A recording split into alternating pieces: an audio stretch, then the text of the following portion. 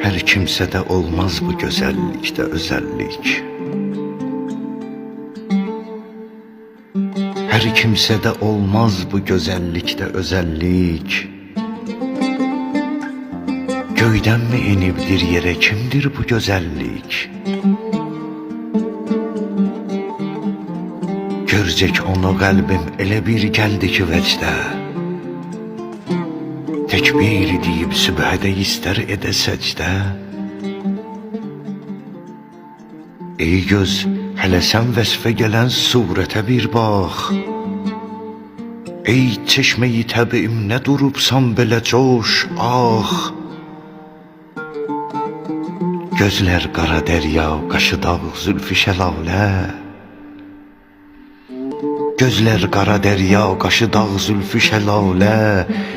Ter qətrəsi, gül çöhrəsi üstündəki şalə.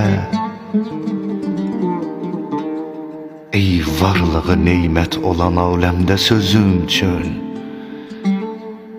Xaliq səni xəlq eylədi ehsan mı gözüm üçün?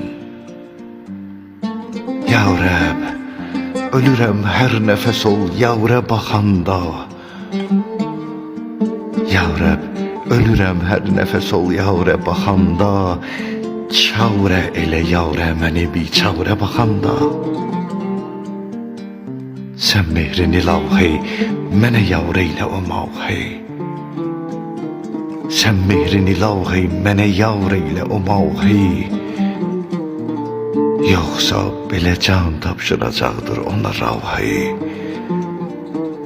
Yoxsa belə can tapşıracaqdır ona ravhey.